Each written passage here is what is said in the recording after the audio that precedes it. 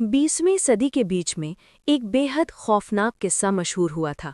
ये कहानी एक रेलवे कर्मचारी की है। एक रात अपनी शिफ्ट खत्म करने के बाद वो गलती से एक रेफ्रिजरेटर बॉक्सकार यानी मालगाड़ी के उस डिब्बे में बंद हो गया जो चीज़ों को ठंडा रखने के लिए इस्तेमाल होता था। बाकी सभी मजदूर घर जा चुके थे। उसने चीखा, चिल्लाया, लोहे के भारी दरवाजों को पीटा, लेकिन उसकी आवाज़ सुनने वाला वहाँ कोई नहीं था।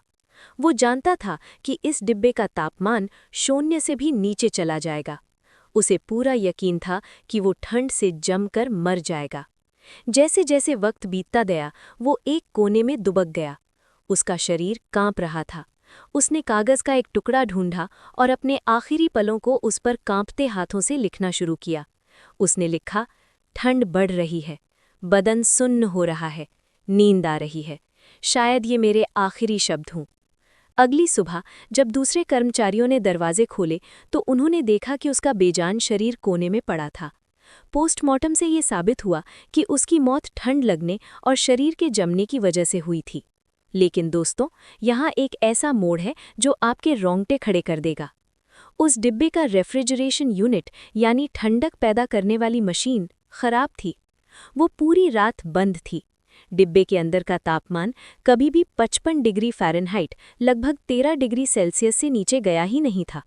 वहाँ सांस लेने के लिए काफ़ी हवा थी। जिस्मानी तौर पर उसके मरने की कोई वजह नहीं थी। उसे ठंड ने नहीं मारा, उसे उसके अपने दिमाग ने, उसकी अपनी सोच ने मारा। उसे यकीन था कि वो मर जाएगा। उसके शरीर ने उस यकीन पर प्रतिक्रिया दी और उसके सबकॉन्शियस माइंड यानी अवचेतन मन ने उस आदेश का पालन करते हुए उसे मौत के घाट उतार दिया। ये कहानी एक खौफनाक लेकिन आज़ाद कर देने वाली सच्चाई बयान करती है।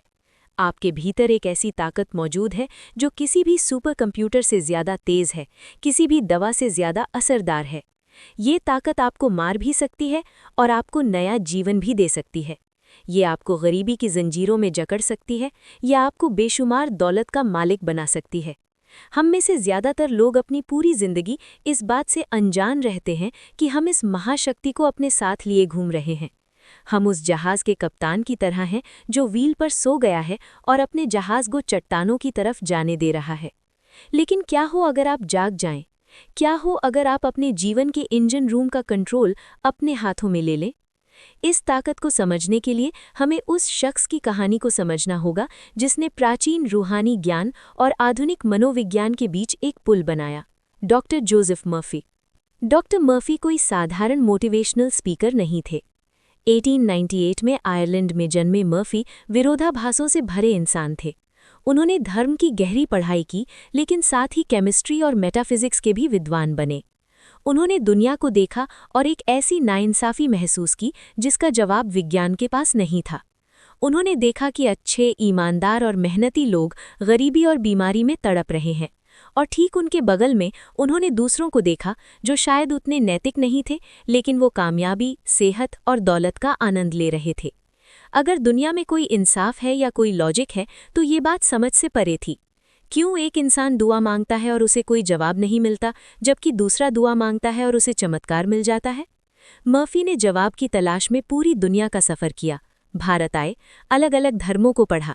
उनके दिल में सिर्फ एक सवाल जल रहा था, क्या कोई ऐसा कानून है जो सबके लिए एक जैसा काम करता है? उन्होंने पाया कि जवाब बाहरी दुनिया में नहीं था। जवाब इस बात में नहीं था कि आप किस भगवान की पूजा करते हैं या कौन सी रस्में निभाते हैं। जवाब इंसान के दिमाग के काम करने के तरीके में था। उन्होंने महसूस किया कि मज़ारों पर होने वाले चमत्कार या व्यापार में अचानक मिलने वाली सफलता कोई किस्मत का खेल नहीं था, ये एक वैज्ञानिक कानून का नतीजा था। उन्होंने the power of your subconscious mind किताब किसी धार्मिक ग्रंथ के तौर पर नहीं लिखी, बल्कि एक मैनुअल, एक गाइड के तौर पर लिखी। वो सफलता से रहस्य का पर्दा हटाना चाहते थे। वो आपको बताना चाहते थे कि आप अपने हालात या अपनी परवरिश का शिकार नहीं हैं। आप अपनी तकदीर के मालिक हैं, सिर्फ इसलिए क्योंकि आप अपनी सोच के मालिक हैं। तो आखिर ये खुफिया तंत्र काम कैसे करता है? मर्फी इसे एक ऐसी मिसाल से समझाते हैं जो बेहद सरल है लेकिन बहुत गहरी है। अपने दिमाग को एक बगीचे की तरह मानिए और आप इस बगीचे के माली हैं। ये आपका कॉन्शियस माइंड यानी चेतन मन है। ये वो हिस्सा है जो सोचता है, तर्क करता है, फैसले लेता है। पूरा दिन आप इस बगीचे में बीज बो रहे होते हैं। ये बीज आपके विचार हैं, आपकी रोजमर्रा की सोच है। और वो मिट्टी, वो गहरी उपजाऊ काली मिट्टी, आपका सबकॉन्शियस माइंड यानी अवचेतन मन है। अब कानून सुनिए। मिट्टी को इस बात से कोई फर्क नहीं पड़ता कि आप उसमें क्या बो रहे हैं, वो निष्पक्ष है। अगर आप जहर का बीज बोएंगे तो मिट्टी उसे भी उतनी ही ताकत से उगाएगी जैसे वो एक गुलाब के फूल को उगाती है। वो आपसे बहस नहीं करती, वो सिर्फ कहती है, जी हुजूर, जो हुक्म। यही है लॉ ऑफ सजेशन यानी सुझाव का कानून। आपका सबकॉन्शियस माइंड एक विशाल समुद्री जहाज के इंजन रूम में काम करने वाले क्रू की तरह है। आप यानी आपका कॉन्शियस माइंड ब्रिज पर खड़े कप्तान के समान है। नीचे इंजन रूम में काम करने वाले लोग देख नहीं सकते कि जहाज कहाँ जा रहा है।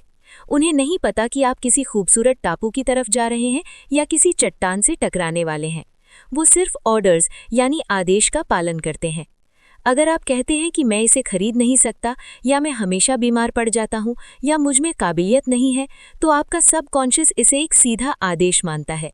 वो कहता है, ठीक है कप्तान, ऐसी परिस्थिति पैदा करते हैं कि ये इसे खरीद ना सके। चलिए इसके इम्यून सिस्टम को कमज़ोर करते हैं ताकि ये बीमार पड़ जाए। मर्फी हमें सिखाते हैं कि आपका सबकॉन्शियस माइंड हर उस बात को सच मान लेता है जिसे आप भावना और यकीन के साथ कहते हैं। वो मजाक नहीं समझता। उसे ये नहीं पता कि क्या अच्छा है और क्या बुरा। वो सिर्फ आपके यकीन को हकीकत में बदलता है। ज़्यादातर लोग नाउम्मीदों के घर में रहते हैं। वो पूरा दिन अपने सबकॉन्शियस के टेप रिकॉर्डर में नेगेटिव कमांड्स भरते रहते हैं। वो अपने बैंक अकाउंट को देखते हैं और चिंता महसूस करते हैं। ये चिंता एक बीज है। सबकॉन्शियस उसे लेता है और वैसी ही और कमी और गरीबी पैदा कर देता है। ये एक ऐसा चक्रव्यूह है जिससे निकलना नामुमकिन लगता है। लेकिन मर्फी के फलसफे की खूबसूरती ये है कि आप इस चक्र को एक पल में तोड़ सकते हैं। आपको बाहर की दुनिया बदलने की जरूरत नहीं है। आपको सिर्फ वो आदेश बदलने हैं जो आप इंजन रूम में भेज रहे हैं। अब आप सोच रहे होंगे कि सिद्धांत तो समझ आ गया, लेकिन मैं उन ख्यालों को कैसे बदलूं जो 20 साल से मेरे दिमाग में है। मर्फी हमें हवाई बातें नहीं बताते, वो हमें औजार देते हैं। यहाँ 3 ऐसे कदम हैं जिन्हें आप आज रात से ही उठा सकते हैं। पहला कदम, नकारात्मक विचार को कभी पूरा मत होने दो। ये एक डिसिप्लिन है। एक बुरा ख्याल आएगा, मैं इस इंटरव्यू में फेल हो जाऊंगा। मर्फी कहते हैं कि इस वाक्य को कभी पूरा मत होने दो, इसे फौरन काट दो। इसकी जगह एक क्रिएटिव विचार रख दो, मैं फेल नहीं, मैं पूरी तरह तैयार हूं और मुझे खुद पर भरोसा है। आपको अपने दिमाग का एक सख्त पहरेदार बनना होगा। दुश्मन को किले के अंदर घुसने मत दो। दूसरा कदम, सोने से पहले की तकनीक। अपने सबकॉन्शियस को प्रभावित करने का सबसे ताकतवर वक्त वो होता है जब आप सोने वाले होते हैं। इस वक्त आपका कॉन्शियस माइंड, जो हर बात पर तर्क करता है, बहस करता है, वो थक चुका होता है और शांत होता है। सबकॉन्शियस का दरवाज़ा पूरी तरह खुला होता है। मर्फी सलाह देते हैं कि अपनी इच्छा को एक छोटे से वाक्य में ढाल ले, जैसे कोई लोरी हो। अगर आपको पैसे की ज़रूरत है तो गरीबी पर ध्यान मत दीजिए, बस दौलत या सफलता शब्द को धीरे धीरे और प्यार से दोहराते हुए सो जाइए। या कहिए, मैं खुश हूँ, मैं स्वस्थ हूँ, मैं आज़ाद हूँ। इसे हर रात करें। आप सोते वक्त मशीन की प्रोग्रामिंग कर रहे हैं। तीसरा कदम, दिमागी फिल्म, मेंटल मूवी। विजुअलाइजेशन या कल्पना करना सिर्फ ख्याली पुलाव पकाना नहीं है, ये हकीकत को बनाना है। अगर आप प्रमोशन चाहते हैं तो सिर्फ उसे चाहिए मत, अपनी आंखें बंद करें और वो मंजर देखें जो ये साबित करे कि वो आपको मिल चुका है।